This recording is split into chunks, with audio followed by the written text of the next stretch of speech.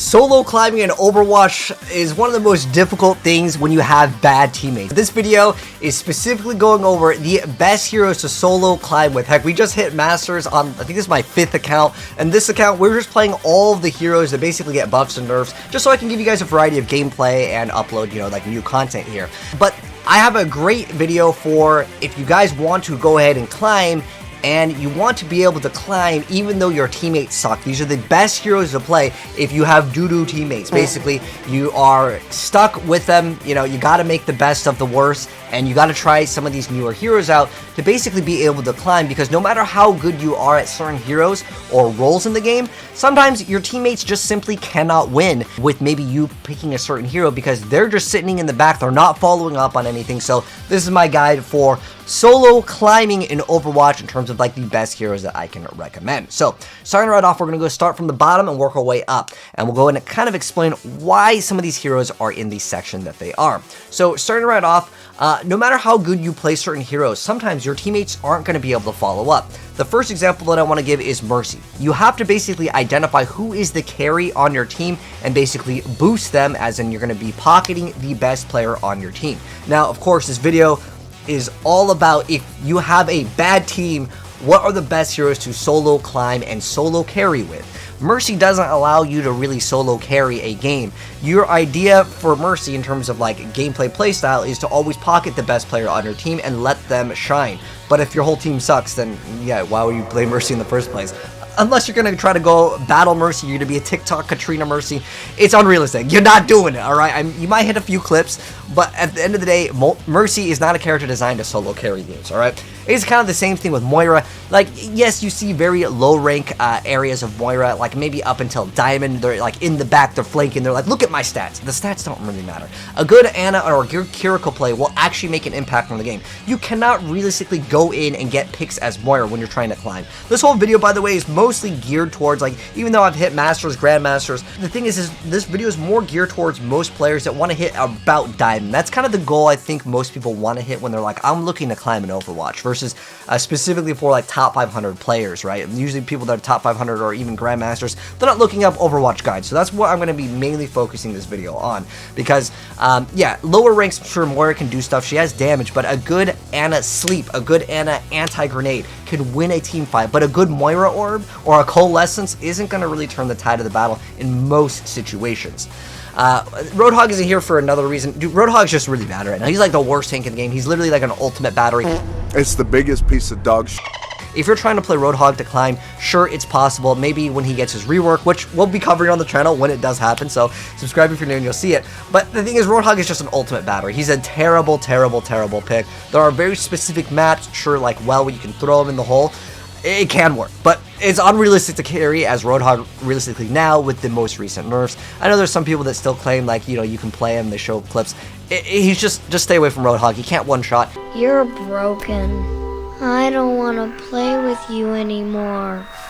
Therefore, he can't really solo carry nearly as much as he used to be able to do. So I would say far away from this. Those are the reasons why these characters are in this category. But next up, I want to talk about a lot of characters that are kind of good on maybe very specific maps, but you got to be like top 500 or really good if you really want to solo carry as these next heroes, which I put F category in terms of tier. Now we're looking at the D tier, which is basically only if you're in the top 500 are these characters actually viable, or if you have a team that is very coordinated. Remember, the whole goal of this video is solo carry when your team sucks. If you get a good wall as mate, your team still has to follow up. If you get a good hack of Sombra, your team needs to follow up. If you're playing Brig, your team needs to play hyper aggressive in order for things to happen, and certain times won't allow you to play your character because your team isn't following up. Same thing with Sim and Teleport. If you're going to try to teleport and make these plays, your team needs to follow up on these plays, otherwise it's unrealistic for you to solo carry as Sim because your teammate doesn't follow up. Your whole team is not on board with whatever your game plan is, especially with Sombra's ultimate. Sombra's ultimate is absolutely amazing. Amazing, show-stopping, spectacular, never the same.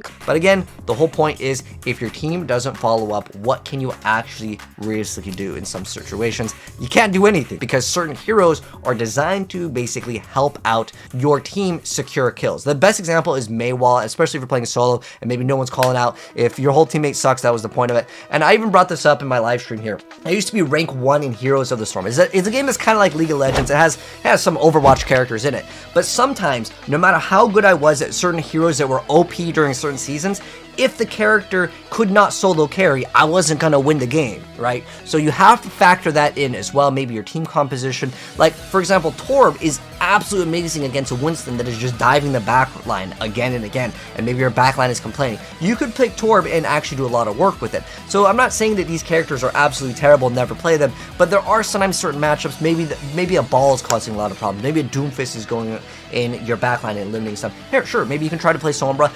May can kind of at lower ranks counter ball to an extent because she slows him down. And then maybe you have a Torb also doing some damage to the ball as he's coming down. Maybe you discord him, and then May becomes a little bit more valuable. But basically, these are more niche characters, and I'd say it's a little bit more difficult to learn. Again, most of these heroes require some sort of follow-up or coordination, especially with Brig, requiring you to play hyper-aggressive, where maybe you have a Ramattra sitting super far back. It's just unrealistic to play a lot of these heroes in most circumstances. So next up, I actually skip out on C tier because D is so far below B that I felt like it was another tier difference. So next, we're moving into the B tier category, as in characters that actually, you can carry maybe on certain maps or certain matchups. Like, Lucio is fantastic for certain maps. You need to push someone off the map. Maybe you got a Reinhardt, you want to speed boost him in. Hey, that can work.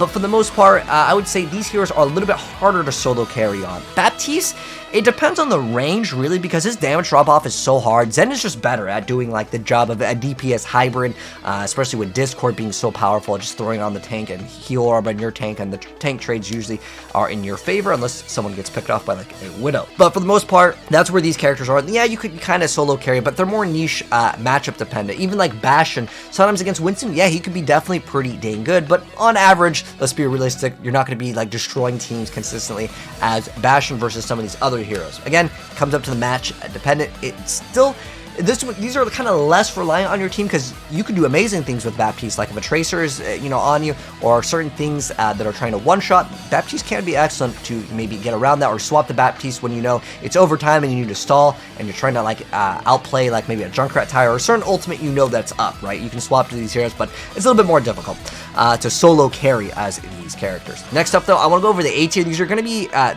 in the same tier. I know that there's 2 rows, the reason why is so it doesn't have to stretch here, but basically these are all going to be very consistent heroes, but they can't really solo kill characters or do certain things that maybe other characters can do better with some of their kits. Like, yeah, sure, with Zenyatta you can secure kills, but the thing is that Kiriko and Ana can also secure kills on certain targets, and they open up the doors for more potential plays, with the exception of maybe, you discorded and you landed a nice volley of your charge up right click, right, with Zenyatta when you shoot all the balls at once, versus some other characters. But these are still great characters, and they're all great choices, and they're very consistent, you can see, with the exception of Genji. Genji's in this category because his blade is absolutely amazing if you can get it off. But, like, this is the point of this video, is if you feel like you are better than your teammates, these are the characters basically that I would recommend you to play and try out. But Genji's kind of in its own category here, because even though he's not a very consistent hero, because you either pop off or you do nothing, because that's just how Genji is sometimes. And I want to put him here because Blade still wins a lot of fights. There's no ultimate in the DPS category that I feel like can do as much as Blade in the right circumstances. When you have, let's say, Nano Blade is just so good versus, like, any other ultimate in the game. It is really good in the DPS slot. Another great thing is, like, Soldier with Kiriko's ult. That is absolutely amazing. Visor plus Ana's ult. Those are all good. These kind of rely a little bit more on having, like, maybe, like, another teammate kind of follow up, if that makes sense. Like, Junkrat's Tire doesn't really require any follow-up play, but for the most part, these characters are going to be very solid choices all around, and ones that I can highly recommend anyone to go ahead and actually play. But next up, I want to go ahead and talk about the S tier. These are the characters that can really do a lot on their own, and it can absolutely make teammates say, hey, can you deal with this? This is the problem. I can't kill this particular hero. Someone switch, right? These are the characters that usually people are like, hey, can you play these, or can you counter these heroes, right? Some of these heroes are honestly not counterable, and you can see in the gameplay, we're doing a Hanzo and Widow, which honestly it makes it so the healers are useless in a lot of situations, because how do you heal a one-shot? Unless you talk about Mercy over here, which can revive, but still, most of the times, again, the snipers or the one-shot characters play around the healers, because the healers simply, what are they supposed to do when you one-shot the rest of the roster, right? So going into the S tier category. So I want to start off with Widow. Widow 100% is the best here. If you're like, yo, I'm way better than my team, and somehow you're letting like anywhere from bronze to, let's say, diamond. If you really feel like you have really bad teams, most of the time, if you're not popping off on Widow, it's all on you. The whole point of this video is if your team sucks, play these heroes if you want to climb. So Widow, you just gotta land your shots at the end of the day. That's it. That's all you got to really do. It's really straightforward, but this hero can carry harder than any other hero in the entire game because it literally can one-shot. What is someone supposed to do? It's a hit scan too. So this one is 100% a skill issue. If you cannot play the character, hey, it's okay.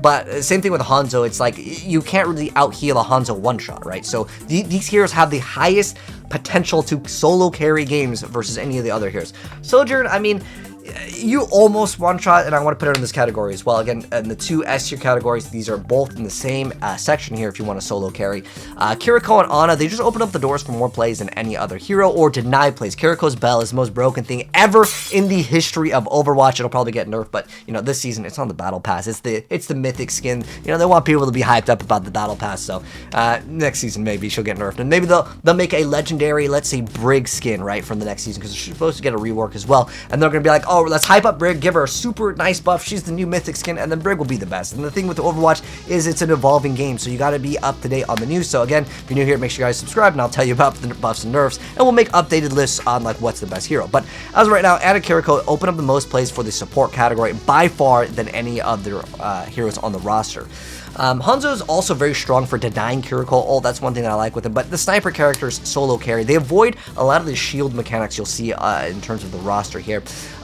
So Pharah is here up until like Diamond. If you really want to climb to Diamond, Pharah is probably one of the best choices. And the reason why is because you make them play hit scan for the most part. And at the lower ranks, they might not have the accuracy to deal with you. If you have a Mercy pocketing your Pharah and you're super high up in the air, and because damage drop off is a thing in Overwatch, they might not be able to land their shots. And then you're going to be able to solo carry as Pharah because you're high up in the air. The tank's not going to deal with you. The support more likely isn't going to be dealing with you. Sometimes Baptiste tries, but Baptiste's damage drop off is so bad when you're a Pharah high up in the sky and they can't hit you consistently. Yeah, it's just not going to be a good time for them. So Pharah will make people mad. They'll be like, dude, someone deal with the Pharah. Especially up until Diamond, Pharah is absolutely amazing. Same thing with Tracer. If you're good with Tracer and you're harassing the backline, you're consistently killing the healers, they're going to be frustrated.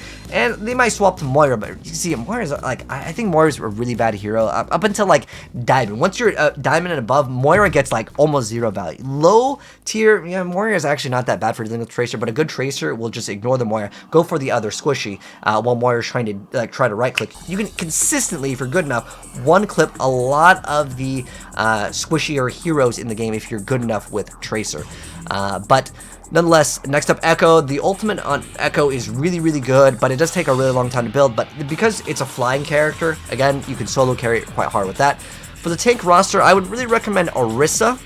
With Ashe, you get Bob, which is almost like another tank too, but like that ultimate, it really secures the point. So if you really need to secure a point, I'd say Ashe is very strong for that. But going back to Orisa here, these are in no particular order, by the way, but going back to Orisa, she's probably the tank that I can recommend the most because she's so tanky, she's got really short cooldowns, and she provides a lot of space for your team. Most of the times, Orisas can play relatively aggressive and get away with it versus the other tanks because she just simply has way more armor. She does lose out on mobility, but the armor is just so dang good on Orisa. But in the last three tank categories, these are definitely the tanks that you can carry the hardest with, for sure. However, there is one drawback.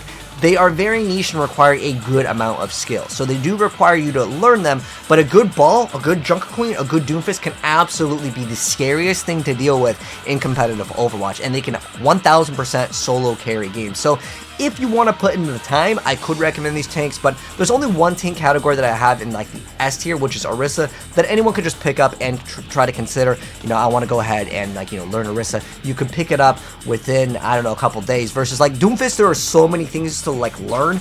Same thing with Ball with like the double booping and some of like the weird interactions. Junker Queen also has a lot of different animation councils, so be on the lookout for like these characters will require you to learn a lot more. But that's the tier list, guys, for the best heroes to absolutely solo carry games with. So let me know your thoughts. If you guys disagree, let me know down below as well. What are the best characters to solo carry games with? But I would say stick with characters that can consistently either eliminate a target or have large impact in the game by simply avoiding a lot of the healers. That's what essentially will make you much more powerful than other heroes in the game. But anyways, that's gonna go ahead and wrap it up. Look at these characters that I'm playing on this account. It is literally all over the place. And yeah, you can climb up just like me. But anyways, thanks for tuning in, guys. If you guys enjoyed the video, drop a like on it. If you're new here, hit subscribe to the bell so you don't miss out on more Overwatch content. And I'll see you in the next video. Take care. I'm out. Peace. Thanks for tuning in, guys. If you guys enjoyed the video, drop a like on it. And I'll see you in the next video. Take care.